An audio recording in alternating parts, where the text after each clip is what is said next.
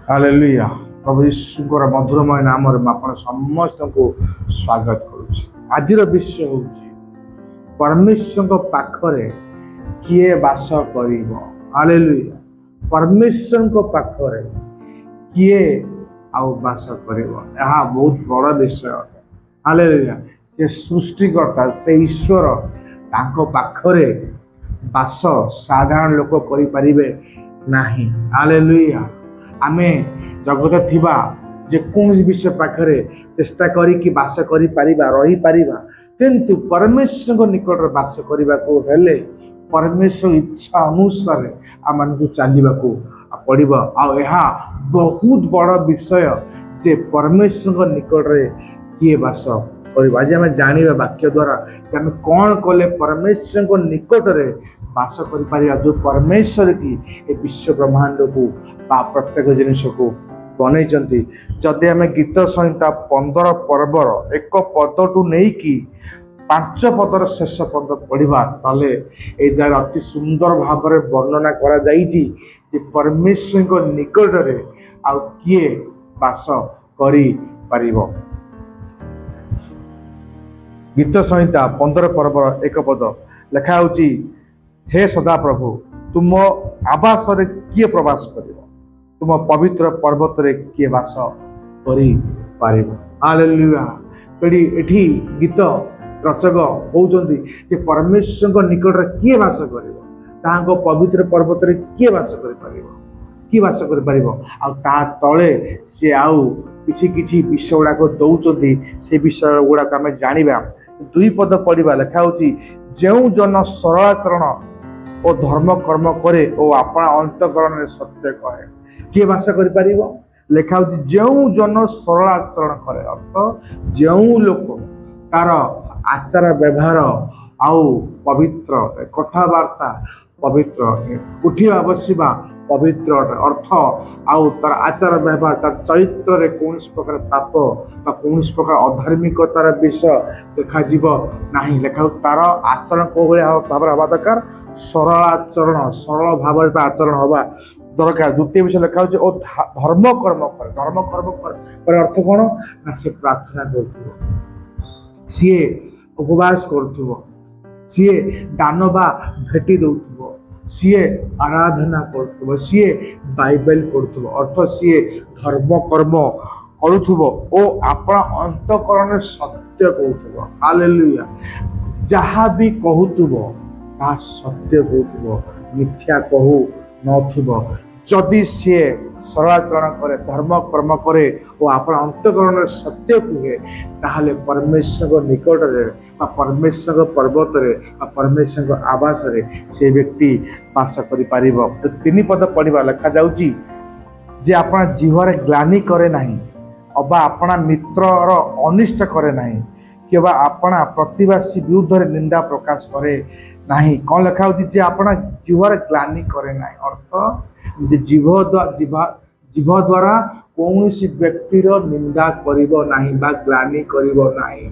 कौन ना, जो व्यक्ति मंद काम करिछि से मंद काम को आनी कि लोक लोचन रे प्रकाश करिबोनी बा ता निकट रे प्रकाश करिबो नाही। यही कर्म करतलु, से कर्म करतलु, यही मंदता करतलु, से पाप कर्म करतलु, एमती कही कि आउ निज जीव द्वारा से व्यक्तिर ग्लानि करिबो नाही, अबा अपना मित्रर अनिष्ट करे नाही। अर्थ जहाँ सांग होची, जी तार फ्रेंड अटे, तार कौन प्रकार क्षति करिबो नाही। पैसार हो, समयर हो, शरीर हो, कौन प्रकार आ मित्र कौन करिबो नाही ना, से क्षति करिबो नाही। केवल अपना प्रतिवासी विरुद्ध निंदा प्रकाश करिबो नाही। प्रतिवासी आख पाखे जो लोक मैंने रोचंती, जो मैंने से जानी चिन्हिची आ सेमानंकर करथिया पाप कर्म अनिष्ट कर्म आ दुष्टता कर्म को लोक निकट प्रकाश करिबो नाही। यदि प्रकाश करूची ताले से प्रतिवासी कौन करूची ना, निंदा करूची। जदि आमे 4 पद पढ़िबा लेखा, जहार दृष्टि रे पामर तुच्छीकृत हुए, मात्र जे सदा प्रभु को भयकारी मानू समादर करे, जे आप शपथ करी आपन क्षति हेले हैं ता अन्यथा करे नाही। कौन लेखा, जहार दृष्टि पामर तुच्छीकृत हुए, अर्थ पामर कहले कौन, निंदा ମନ୍ଦ ମନ୍ଦ କର୍ମ, ଦୁଷ୍ଟତା କର୍ମ, ଅଧର୍ମ କର୍ମ, ପାପର କର୍ମ, ଯାହାର ଦୃଷ୍ଟିରେ ଏଇ ପାପ ଅଧର୍ମ ମନ୍ଦ କର୍ମ ଗୁଡ଼ାକ କ'ଣ ହୁଏ? ତୁଚ୍ଛ ରୂପେ ସେ ଘୃଣା କରେ, ସେ ତାକୁ ମନ୍ଦ ଭାବରେ ଭାବେ ଏହା ଖରାପ ବିଷୟ ଅଟେ, ଏହା ମନ୍ଦ ବିଷୟ ଅଟେ, ତାକୁ ସେ ଘୃଣା କରେ, ତାକୁ ସେ ତୁଚ୍ଛ କରେ। ଆଉ କ'ଣ କରିବ ନା, ଯେଉଁମାନେ ପରମେଶ୍ୱରଙ୍କୁ ଭୟ କରନ୍ତି ସେମାନଙ୍କୁ ସେ ସମାଦର କରିବ।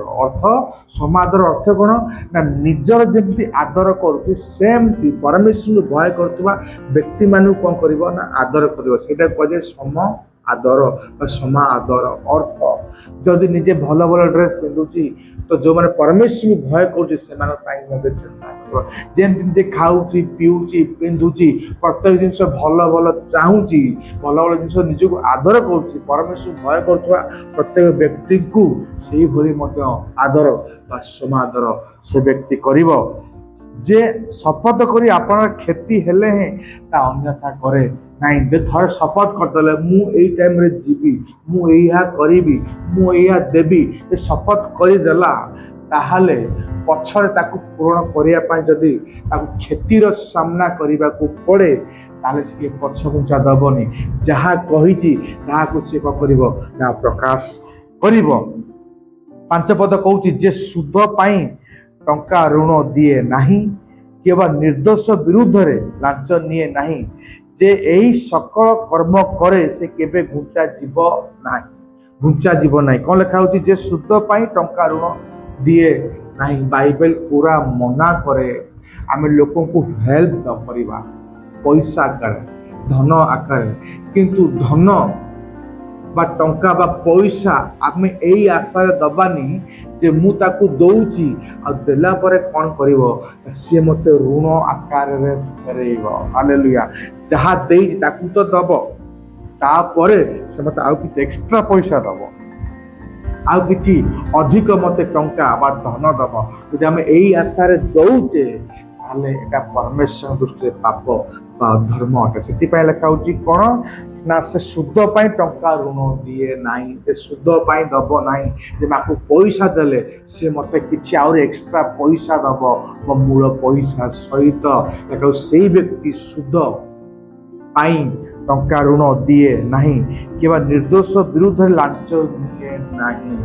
କ'ଣ ଲାଞ୍ଚ ନେବ ନାହିଁ? ଜଣେ ନିର୍ଦ୍ଦୋଷ ଅଟେ, ତାର କୌଣସି ପ୍ରକାର ଦୋଷ କରିନି, ସେ କୌଣସି ପାପ କରିନି, ଅଧର୍ମ କାମ କରିନି, କୌଣସି ପ୍ରକାର ମନ୍ଦ କର୍ମ କରିନି, ତଥାପି ତାକୁ ଫସେଇବା ପାଇଁ, ତଥାପି ଆଉ ତାକୁ ଦୋଷୀ ସାବ୍ୟସ୍ତ କରିବା ପାଇଁ ମୁଁ ଅନ୍ୟଠାରୁ କୌଣସି ପ୍ରକାର ପଇସା ନେଉ ନାହିଁ।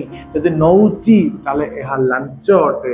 ଜଣେ ପବିତ୍ର ବ୍ୟକ୍ତି, ଧାର୍ମିକ ବ୍ୟକ୍ତି ଅଟେ, ତା ଜୀବନରେ ସେ କୌଣସି ପ୍ରକାର ଖରାପ କର୍ମ କରିନି, କିନ୍ତୁ ତାକୁ ଦୋଷୀ ସାବ୍ୟସ୍ତ କରିବା ପାଇଁ ଯଦି ମୁଁ ପଇସା ନେଉଛି ତାହେଲେ ଏହା ଲାଞ୍ଚ ଅଟେ। ଲେଖା ହେଉଛି ସିଏ ଅନ୍ୟକୁ ଦୋଷୀ କରିବା ପାଇଁ କୌଣସି ପ୍ରକାର ଲାଞ୍ଚ ନେବ ନାହିଁ। ଯିଏ ଏଇ ସକଳ କର୍ମ କରେ ସେ କେବେ ଘୁଞ୍ଚା ଯିବ ନାହିଁ। ଯିଏ ଏଇ ସକଳ କର୍ମ କରିବ, ଅର୍ଥ କ'ଣ କରିବ? ସିଏ ନା ସରଳାଚରଣ କରିବ, ଧର୍ମକର୍ମ କରିବ, ସତ୍ୟ କହିବ, ଜୀବରେ ଗ୍ଲାନି କରିବ ନାହିଁ, ପ୍ରତିବାସୀ ବିରୁଦ୍ଧରେ ନିନ୍ଦା କଥା କହିବ ନାହିଁ, ପାପକୁ ତୁଚ୍ଛ କରିବ, ପରମେଶ୍ୱରଙ୍କୁ ଭୟକାରୀ ମାନଙ୍କୁ ସମାଦର କରିବ, ଆଉ ଯାହା ଶପଥ କରିଛି ନିଜର କ୍ଷତି ହେଲେ ବି ମଧ୍ୟ ପୁରା କରିବ, ଆଉ ସୁଧ ପାଇଁ ଟଙ୍କା ଋଣ ଦେବ ନାହିଁ, ନିର୍ଦ୍ଦୋଷ ବିଷୟରେ ଲାଞ୍ଚ ନେବ ନାହିଁ। ଯିଏ ଏଇ ସମସ୍ତ କର୍ମ କରୁଛି ସେ କେବେ ବି ଘୁଞ୍ଚା ଯିବ ନାହିଁ। କୋଉଠୁ ଘୁଞ୍ଚା ଯିବ ନାହିଁ? ନା ପରମେଶ୍ୱର ପର୍ବତରୁ, ପରମେଶ୍ୱରଙ୍କ ବାସସ୍ଥାନରୁ, ପରମେଶ୍ୱରଙ୍କ ନିକଟରୁ ଘୁଞ୍ଚା ଯିବ ନାହିଁ। ଯଦି ଆମେ ଏଇ ସବୁ ଯାକ କର୍ମ କରିବା ତାହେଲେ ପରମେଶ୍ୱରଙ୍କର ଆବାସରେ ବାସ କରିପାରିବା, ତାହେଲେ ପରମେଶ୍ୱରଙ୍କ ପବିତ୍ର ପର୍ବତରେ ବାସ କରିପାରିବା। ଆଉ କେହି ବି ଆମକୁ ତାଙ୍କ ଆବାସରୁ, ତାଙ୍କ ପବିତ୍ର ପର୍ବତରୁ ଆମକୁ କେହି ବି କେବେ ବି ଆଉ କାଢ଼ିପାରିବେ ନାହିଁ ବା ଆମେ ଘୁଞ୍ଚା ଯିବୁ ନାହିଁ। ହାଲେଲୁୟା। ଆପଣ ଚାହାନ୍ତି ପରମେଶ୍ୱର ନିକଟରେ ବାସ କରିବା ପାଇଁ, ତାହେଲେ ଗୀତ ସଂହିତା 15 ପର୍ବର 1 ପଦରୁ 5 ପଦର ଶେଷ ପଦରେ ଯାହା ଯାହା ଲେଖାଯାଇଛି, ଯାହା ଯାହା ବର୍ତ୍ତମାନ ମୁଁ ଆପଣଙ୍କୁ କହିଲି ତାହା ତା ନିଜ ଜୀବନରେ ଆପଣ କରନ୍ତୁ। ଆଉ ତାପରେ ଦେଖିବେ ପରମେଶ୍ୱର ଆପଣଙ୍କୁ କେମିତି ନିଜ ପାଖରେ ରଖିବେ। ଆଉ ଦୁନିଆର କୌଣସି ଶକ୍ତି ବି ତାହାଙ୍କ ନିକଟରୁ ଆପଣଙ୍କୁ କାଢ଼ି ପାରିବେ ନାହିଁ ବା ଆପଣ ଘୁଞ୍ଚା ଯିବେ ନାହିଁ। ହାଲେଲୁୟା। ପ୍ରଭୁ ଯୀଶୁ ଆପଣ ସମସ୍ତଙ୍କୁ ଆଶୀର୍ବାଦ କରନ୍ତୁ। ହେ ପ୍ରେମମୟ ପିତା, ମୁଁ ଧନ୍ୟବାଦ କରେ ଆଜିର ବାକ୍ୟ ବଳ ଦିଅ ପ୍ରଭୁ, ବାକ୍ୟ ଅନୁସାରେ ଚାଲିବା। ଧନ୍ୟବାଦ କରୁଛି ମୋତେ କହିବାକୁ ବଳ ଦେବ। ପ୍ରଭୁ ଯୀଶୁଙ୍କ ନାମରେ ମାଗୁଅଛି। ଆମେନ୍, ଆମେନ୍, ଆମେନ୍। ପ୍ରଭୁ ଯୀଶୁ ଆପଣ ସମସ୍ତଙ୍କୁ ଆଶୀର୍ବାଦ କରନ୍ତୁ। ଧନ୍ୟବାଦ।